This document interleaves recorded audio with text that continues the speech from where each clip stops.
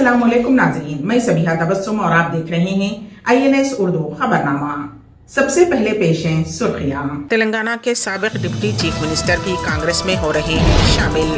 Gangster से सियासतदान बनने वाले मुख्तार अंसारी का इंतकाल। मुख्तार अंसारी के इंतकाल के बाद पुलिस चौकस बाज इलाकों में दफा 144 नाफिज और मुख्तार अंसारी को 30 मार्च की सुबह कर दिया जाएगा सुपुर्दे लहद।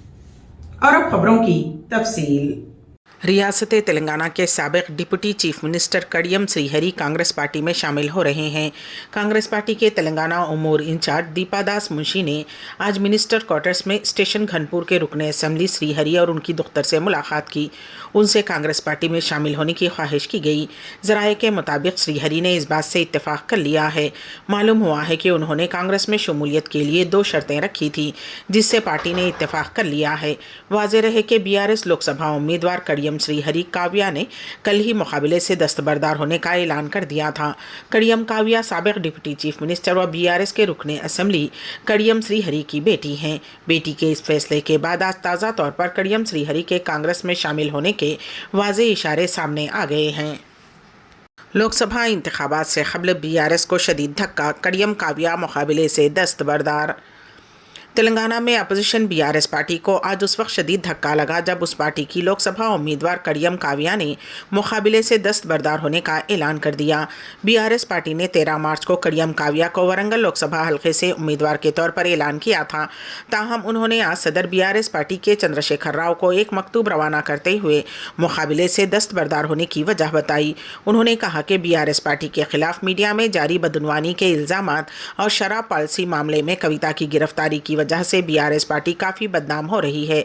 उसके अलावा वरंगल ज़िले के BRS कायदीन भी उनका ताउन नहीं कर रहे हैं, जिसकी वजह से वो मुकाबले से दस्तबरदार हो रही हैं। कड़ियम काव्या साबिक डिप्टी चीफ मिनिस्टर व BRS के रुकने असेंबली कड़ियम श्रीहरी की बेटी हैं। हैदराबाद में आग लगने का वाक़या, 25 गाड़ियाँ जलकर खाकिस्तर, वीडियो वायरल। गंडीपेट के पास एक कारों के गोदाम में जुमेरात को आग लगने का वाक़या पेश आया। ज़राए के मुताबिक मौज़े खानापुर में वाक़े कारों के गोदाम में अचानक आग लग गई, जहां 25 गाड़ियां पार्क की हुई थीं, जो कि जलकर खाकिस्तर हो गईं। इत्तला मिलते ही फायर इंजनों को तलब करते हुए आग बुझाई गई। आग लगने की वजह शॉर्ट सर्किट समझी जा रही है। पुलिस मसरूफ़ तहक़ीक़ात है। तेलंगाना के जनगांव टाउन में दिन दहाड़े कार के शीशे तोड़कर 2 लाख रुपये चोरी कर ली गई। तफसीलात के मुताबिक प्रताप रेड्डी नामी शख्स ने जनगांव टाउन में वाक़े ICICI बैंक से 2 लाख रुपये निकाले और रकम कार में रख दी और कार पंजाब नेशनल बैंक के सामने खड़ी करते हुए बैंक में किसी काम से गए हुए थे। उस वक्त नामालूम शख्स ने गाड़ी के शीशे तोड़कर 2 लाख रुपये की रकम लेकर फरार हो गया। पुलिस ने मुकदमा दर्ज करते हुए CCTV कैमरे की मदद से चोर की तलाश शुरू कर दी है। उत्तर प्रदेश में गैंगस्टर से सियासतदान बनने वाले मुख्तार अंसारी का दौरान इलाज इंतकाल हो गया, जो कई महीनों से जेल में मुक़य्यद थे। बांदा जेल में बंद मुख्तार अंसारी की तबीयत जुमेरात की रात फिर से बिगड़ गई थी। डॉक्टर्स की मौजूदगी में उन्हें हॉस्पिटल में दाखिल कराया गया, जहां उनकी हालत तशवीशनाक हो गई थी और इस दौरान क़ल्ब पर हमले के बाइस उनका इंतकाल हो गया। मीडिया रिपोर्ट्स के मुताबिक मुख्तार अंसारी जेल में चेकअप के दौरान बेहोश हो गए थे। उन्हें फ़ौरन बांदा जेल से निकाल कर हॉस्पिटल में दाखिल कराया गया। इस दौरान रास्ते में पुलिस की भारी नफरी तैनात थी। मुख्तार अंसारी को 2 रोज़ कबल हॉस्पिटल में दाखिल कराया गया था। मुख्तार पूरे 14 घंटे हॉस्पिटल में रहे थे। उन्हें रात देर गए दोबारा जेल भेज दिया गया था और दोबारा सेहत बिगड़ जाने पर मुख्तार अंसारी को ICU में दाखिल कराया गया था, जहां उनकी हालत इंतहाई नाजुक होने पर 9 डॉक्टर्स की टीम निगरानी कर रही थी, जहां उन्होंने आखिरी सांस ली। मुख्तार अंसारी और उनके ख़ानदान ने कई संगीन इल्ज़ामात आए थे। मुख्तार के MP भाई अफजल अंसारी ने कहा था कि उनके भाई ने उन्हें 2 मरतबा जहर देने का दावा किया है। ताहम बांदा जेल इंतज़ामिया ने मुख्तार और उनके अहल खाना के दावे को मुस्तरद कर दिया था। अफजाल अंसारी और उनका पूरा ख़ानदान भी मुख्तार से मिलने बांदा आया था। उनके बेटे उमर अंसारी, जो मुख्तार से हॉस्पिटल में मिलने आए थे, ने इल्ज़ाम लगाया था कि उनका नाम उनके चचा MP अफजाल अंसारी के साथ मुलाकातियों की फहरिस्त में होने के बावजूद उन्हें अपने वालिद से मिलने नहीं दिया गया। कई मरतबा मायूस से MLA रह चुके मुख्तार अंसारी को अलग अलग मुकदमात में सज़ाएँ सुनाई गई हैं और इस वक्त बांदा जेल में बंद थे। मुख्तार अंसारी के खिलाफ उत्तर प्रदेश, पंजाब, नई दिल्ली और कई दिगर रियासतों में तकरीबन 60 मुकदमा ज़ेर इल्तिवा हैं। मुख्तार अंसारी की तदफीन के ताल्लुक़ से घर वाले जेल हुक्काम से रब्ते में हैं। سابق رکن اسمبلی مختار انصاری کے انتقال کے بعد اتر پردیش میں پولیس نے چوکسی اختیار کی ہے۔ میو کے علاوہ باندہ اور غازی پور میں دفعہ 144 نافذ کر دیا گیا ہے۔ علاوہ ازیں باندہ میڈیکل کالج کو چھاؤنی میں تبدیل کر دیا گیا ہے تاکہ کسی بھی طرح سیکورٹی کا مسئلہ پیدا نہ ہو۔ ذرائع کے مطابق باندہ میڈیکل کالج میں علاج کے دوران ان کا انتقال ہو گیا۔ مختار انصاری کو باندہ جیل میں دل کا دورہ پڑا تھا، جس کے بعد فوری طور پر انہیں درگاوتی میڈیکل کالج منتقل کیا گیا تھا۔ ہند مجلس اتحاد المسلمین کے صدر و رکن پارلیمنٹ حیدرآباد بیرسٹر اسد الدین اویسی نے سابق رکن اسمبلی مختار انصاری کے انتقال پر گہرے رنج کا اظہار کیا ہے۔ انہوں نے social media platform X پر اس تعلق سے کیے گئے اپنے پوسٹ میں لکھا، انا للہ و انا الیہ راجعون۔ اللہ تعالیٰ سے دعا ہے کہ وہ مختار انصاری کی مغفرت فرمائے اور ان کے اہل خانہ اور ان کے چاہنے والوں کو صبر جمیل عطا فرمائے۔ صدر مجلس نے مزید لکھا کہ غازی پور کے لوگوں نے اپنے پسندیدہ بیٹے اور بھائی کو کھو دیا۔ بیرسٹر اسد الدین اویسی نے کہا کہ مختار صاحب نے انتظامیہ پر سنگین الزامات لگائے تھے کہ انہیں زہر دیا گیا ہے۔ اس کے باوجود حکومت نے ان کے علاج پر کوئی توجہ نہیں دی، جو کہ قابل مذمت اور افسوسناک ہے۔ واضح رہے کہ مختار انصاری نے حال ہی میں جیل انتظامیہ پر کھانے میں زہر ملا کر دینے کی کوشش کا الزام عائد کیا تھا اور کہا تھا کہ باندہ جیل میں ہی 2 مرتبہ انہیں قتل کرنے کی سازش رچی گئی۔ مختار انصاری کی نماز جنازہ 30 مارچ بروز ہفتہ بعد نماز فجر ادا کی جائے گی اور تدفین غازی پور کے کالی باغ میں واقع آبائی قبرستان میں عمل میں آئے گی۔ میڈیا رپورٹس کے مطابق مختار انصاری کا لاش کا پوسٹ مارٹم کیا ہو گیا ہے۔ ان کے فرزند عمر نے ایمس میں پوسٹ مارٹم کرانے کی مانگ کی ہے۔ انہوں نے باندہ میڈیکل کالج کے ڈاکٹرز پر عدم اطمینان کا اظہار کیا اور کہا کہ انہیں ڈاکٹرز پر بھروسہ نہیں ہے۔ مختار انصاری کی میت کو پوسٹ مارٹم کے بعد سخت سیکورٹی کے درمیان باندہ سے ان کے آبائی ضلع غازی پور روانہ کیا گیا۔ ذرائع نے بتایا کہ مختار انصاری کی نعش کی پوسٹ مارٹم کی کارروائی 5 ڈاکٹرز کے پینل نے ویڈیوگرافی کے دوران تقریباً 2 گھنٹے میں مکمل کیا۔ قبل ازیں مختار انصاری کے بیٹے عمر انصاری 2 بھتیجوں کے ساتھ میڈیکل کالج پہنچے اور پنچنامے کی کارروائی کو مکمل کرنے میں لگے رہے، جس کے بعد پوسٹ مارٹم کا عمل شروع ہوا۔ مختار کی نعش کو پوسٹ مارٹم کے بعد ان کے بیٹے عمر انصاری کے حوالے کر دیا گیا اور نعش کو تقریباً 26 گاڑیوں کے ساتھ سخت حفاظتی انتظامات کے ساتھ پہلے سے طے شدہ راستوں سے غازی پور ضلع میں ان کے آبائی مقام پر روانہ کر دیا گیا۔ واضح رہے کہ جمعرات کی شام باندہ ضلع جیل میں نظر بند زور آور لیڈر مختار انصاری کی حالت انتہائی تشویشناک ہو گئی تھی، جس کے بعد ضلع انتظامیہ نے سخت حفاظتی انتظامات کے ساتھ انہیں فوری طور پر گورنمنٹ رانی درگاوتی میڈیکل کالج میں داخل کرایا تھا۔ 9 ڈاکٹرز کے پینل نے ان کا علاج کیا۔ مختار انصاری علاج کے تقریباً 2 گھنٹے کے اندر حرکت قلب بند ہونے کی وجہ سے چل بسے، جس کے بعد انتظامیہ نے فوری طور پر میڈیکل کالج میں پیرا ملٹری فورس PAC بھی شمول تمام سیکورٹی فورسز کو تعینات کر دیا تھا۔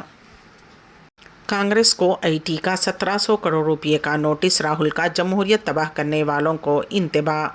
کانگریس کے سینئر لیڈر راہل گاندھی نے کہا ہے کہ جمہوریت کو تباہ و برباد کرنے والوں کے خلاف ضرور کارروائی کی جائے گی۔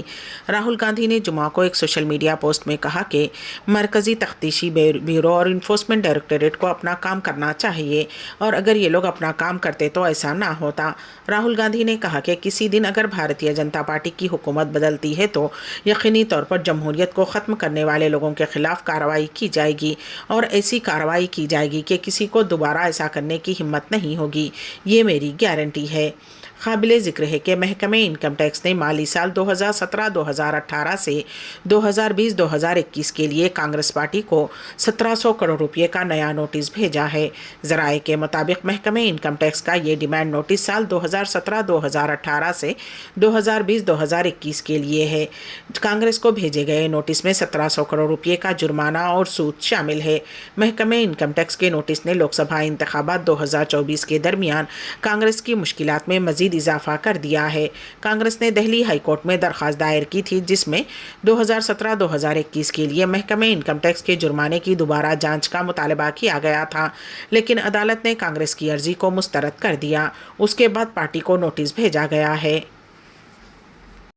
شامی فوج کا کہنا ہے کہ جمعہ کی صبح شمالی شہر حلب کے قریب اسرائیلی فضائی حملوں میں متعدد افراد ہلاک ہوئے ہیں جبکہ متعدد زخمی ہیں۔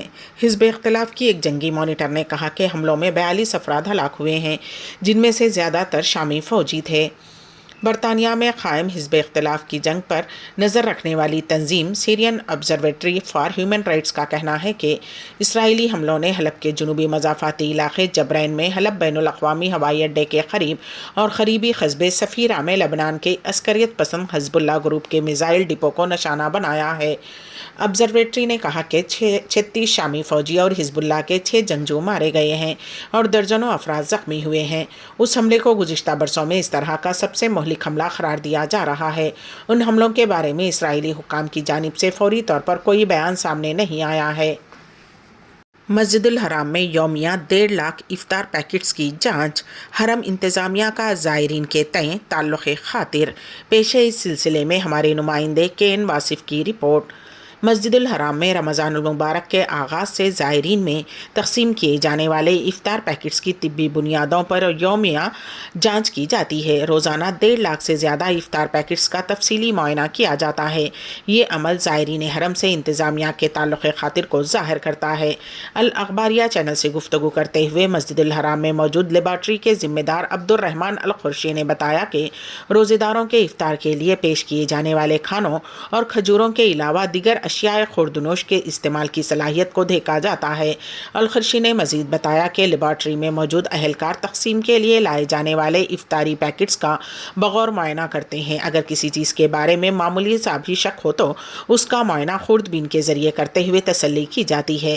القرشی کا کہنا تھا کہ ادارے کی فیلڈ ٹیم ہے جو افطار دسترخوان میں اپنا کام روزانہ کی بنیاد پر انجام دیتی رہتی ہے۔ زائرین حرم کو صاف ستھری اور بہتر خوراک افطار میں فراہم کرنا ہماری ذمہ داری ہے تاکہ وہ صحت بخش غذا سے افطار کر پائیں۔ شمالی غزہ میں الشفا میڈیکل کمپلیکس پر اسرائیلی فوج کے حملے میں 200 زیادہ فلسطینی ہلاک جبکہ تقریباً 1000 دیگر کو گرفتار کر لیا گیا ہے۔ حماس کے زیر انتظام میڈیا آفس نے جمعہ کو کہا کہ احاطے کے اندر اسرائیلی فوج کے حملے جاری ہیں۔ بیان میں کہا گیا ہے کہ فوج نے 200 سے زیادہ بے گھر ہونے والے شہریوں کو ہلاک کیا ہے اور تقریباً 1000 دیگر کو گرفتار کر لیا ہے۔ بازعینی شاہدین کے حوالے سے بیان میں کہا گیا ہے کہ کئی عمارتوں کو ٹینکوں سے بمباری کا نشانہ بنایا گیا۔ اسرائیلی فوجیوں نے ارد گرد کے رہائشیوں پر بمباری کرتے ہوئے علاقے کے گھروں کو تباہ کرنے کا سلسلہ جاری رکھا ہوا ہے۔ دریں اثنا اسرائیلی پبلک ریڈیو کے مطابق الشفا ہاسپٹل کے علاقے میں فوج اور شن بیٹ سیکورٹی سروسز کے درمیان جنگ جاری ہے جہاں جنگی ٹیموں نے تقریباً 200 جنگجوؤں کو ہلاک کر دیا ہے۔ ریڈیو کے مطابق چہارشنبے کو دہشت گرد ہاسپٹل کے ایمرجنسی روم سے نکلے اور علاقے میں سرگرم اسرائیلی فورسز پر فائرنگ شروع کر دی۔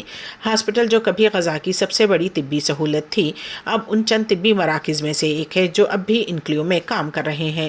گزشتہ اکتوبر میں غزہ تنازع شروع ہونے کے بعد سے یہ بے گھر فلسطینیوں کے لیے ایک پناہ گاہ کے طور پر بھی کام کر رہا ہے۔ غزہ میں حماس کے زیر انتظام وزارت صحت کا کہنا ہے کہ غزہ کی پٹی میں اسرائیلی فوجی کارروائی میں کم از کم 32,552 فلسطینی ہلاک اور 74,980 افراد زخمی ہو گئے ہیں۔ وزارت نے جمعرات کو کہا کہ اسرائیلی فورس آخر میں سرخیاں ایک مرتبہ پھر۔ تلنگانہ کے سابق ڈپٹی چیف منسٹر بھی کانگریس میں ہو رہے ہیں شامل۔ گینگسٹر سے سیاستداں بننے والے مختار انصاری کا انتقال۔ مختار انصاری کے انتقال کے بعد پولیس چوکس بعض علاقوں میں دفعہ 144 نافذ اور مختار انصاری کو 30 مارچ کی صبح کر دیا جائے گا سپرد لحد۔ اسی کے ساتھ ہی INS اردو خبرنامہ یہیں پر اختتام کو پہنچتا ہے تو دیجیے گا سبیحہ تبسم کو اجازت۔ اللہ حافظ۔